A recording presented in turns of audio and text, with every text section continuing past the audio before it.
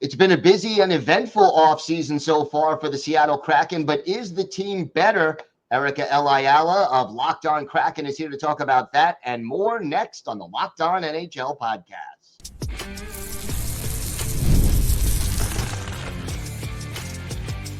You're Locked On NHL, your daily podcast on the National Hockey League. Part of the Locked On Podcast Network, your team every day. Gil Martin here, and welcome everybody to the Monday edition of the Locked On NHL podcast, part of the Locked On Podcast Network, your team every day. I want to thank everyone who makes Locked On NHL your first listen every day.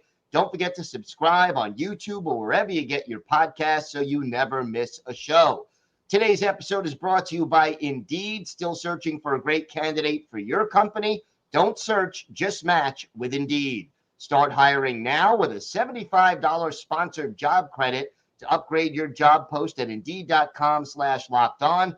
Terms and conditions apply. Need to hire? You need Indeed. It is my pleasure to welcome back to the show a familiar face to Locked On NHL viewers and a familiar voice for Locked On NHL listeners, Erica Ayala of Locked On Kraken. And Erica, it certainly hasn't been quiet in Seattle over the last few weeks. It hasn't. And Gil, we've talked about this before on the show. We've been waiting for the Seattle Kraken to make some moves, particularly in the off season. And they got the off season started even before we could sign free agents. And that is, of course, getting rid of our first ever head coach, Dave Hakstol, and bringing in Dan Bylsma, who is in the middle of a playoff run with our AHL affiliate, the Coachella Valley Firebirds. And so that, I think, kind of was indicative that there were going to be some moves that were going to be made for the Seattle Kraken. That's a significant change. We've seen little tweaks here and there, but for me, that's like, all right, we're going into this offseason to do something.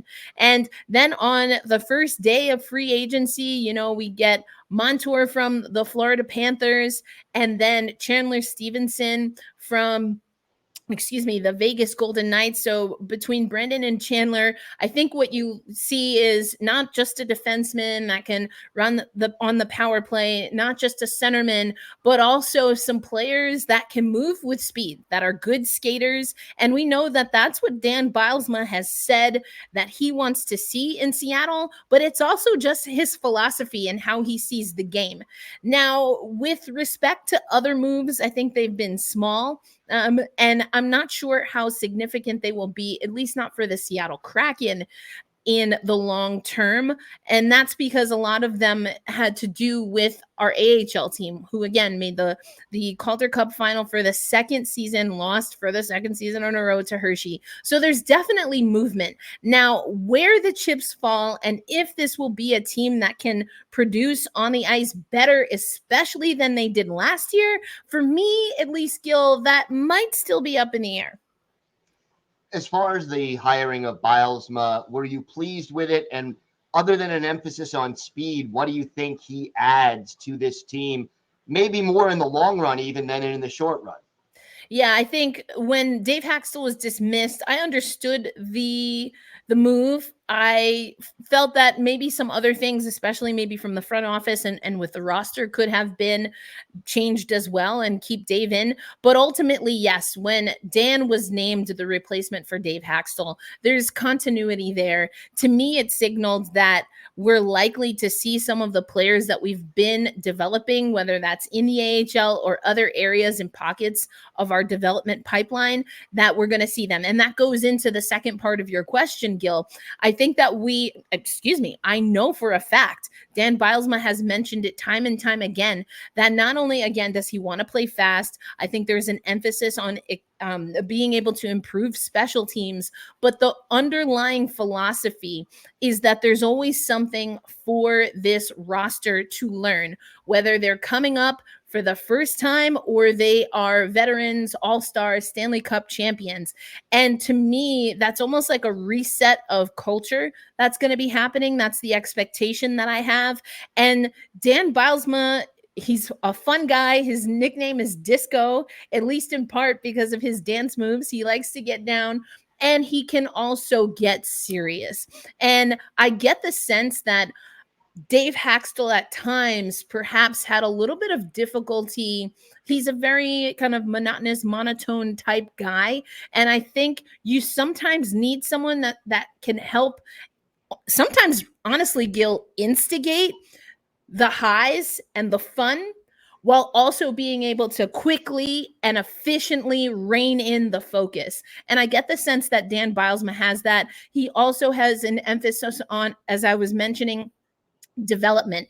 And that's where Jessica Campbell in particular comes into play. She's talked a lot, and other elite level NHLers, women's hockey players have talked about how she is firm. And she's going to hold you to task.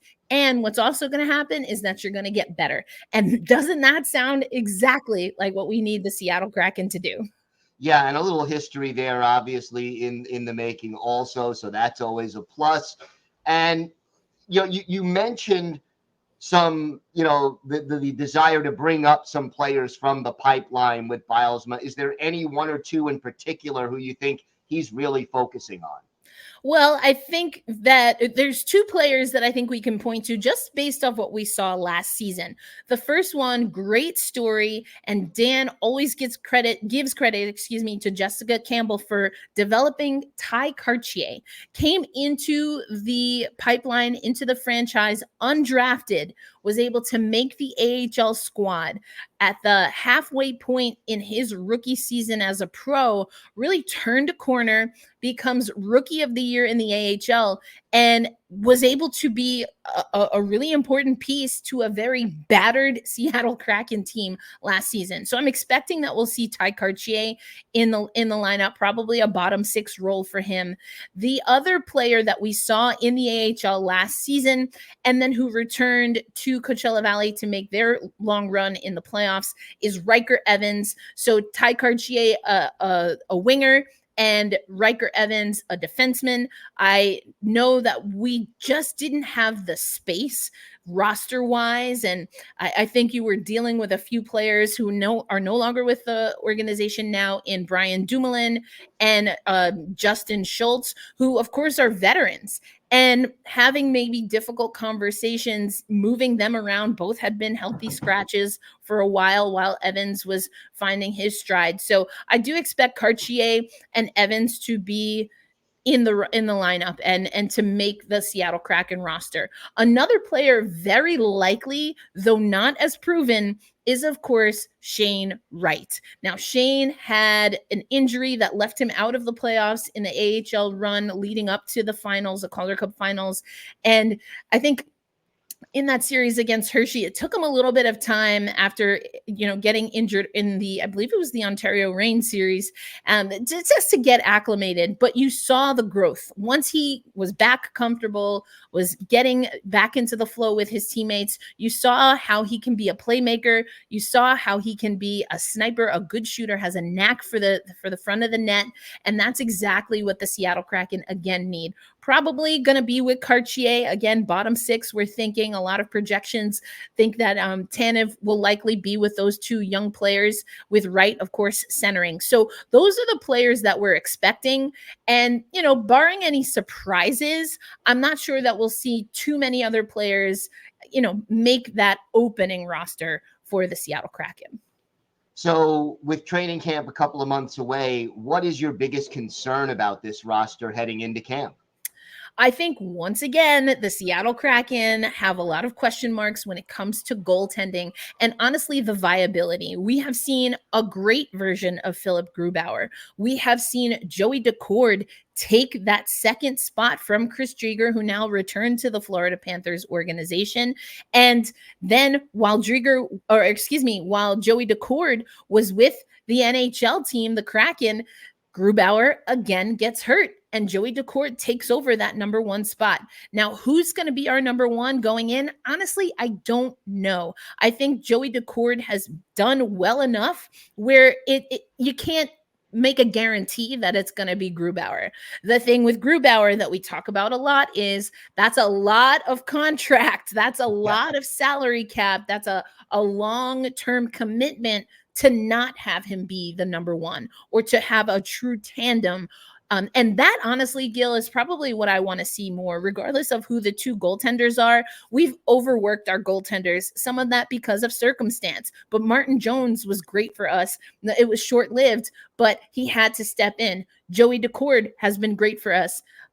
And then that fatigue, I think, hit later in the season. And I think, although people want to argue the analytical numbers regarding the Seattle Kraken and their defense, when Joey Decord was less than stellar, less than perfect, you saw the holes immediately in all zones up and down the ice of the Seattle Kraken, just not able to keep pace with some of the higher offensive teams in the league because they're mediocre at best, in my opinion, from my eye test, when it comes to defense. And to go back to Bylsma, not only the hustle, the fast way he wants to play, but the forechecking and intensity that he's expecting, I do expect that will improve under Dan Bylsma, just really being able to get after it. We're not a very disciplined team. We haven't been a disciplined team defensively, so that might be something else that we see. And again, if we're not, it's going to show, and we're going to fatigue our goaltenders once again. All right. I know you'll have it covered every step of the way. Erica, why don't you tell our viewers and our listeners where they could find the podcast and where they could find you on social media? Of course. Well, just like every other show in the Locked On Podcast Network, you can find Locked On Kraken on YouTube and your favorite audio platform. You can also find us, on Amazon ad-free, which is pretty cool. And as for the show, you can find us at Locked On Kraken on Twitter. I still call it Twitter, or X if you prefer. And, you can also find me at Erica_L_Ayala. All right, Erica, thanks so much. Always a pleasure. Thank you, Gil. Today's episode is brought to you by Indeed. We're all driven by the search for better, but when it comes to hiring, the best way to search for a candidate isn't to search at all. Don't search, match with Indeed. If you need to hire, you need Indeed. Indeed is your matching and hiring platform with more than 350 million global monthly visitors, according to Indeed data, and a matching engine that helps you find quality candidates fast. Ditch the busy work. Use Indeed for scheduling, screening, and messaging so you can connect with candidates faster. And listeners of this show will get a $75 sponsored job credit to get your jobs more visibility at Indeed.com/lockedon. Just go to Indeed.com/lockedon right now and support our show by saying you heard it about Indeed on this podcast. That's Indeed.com/lockedon. Terms and conditions apply. Need to hire? You need Indeed.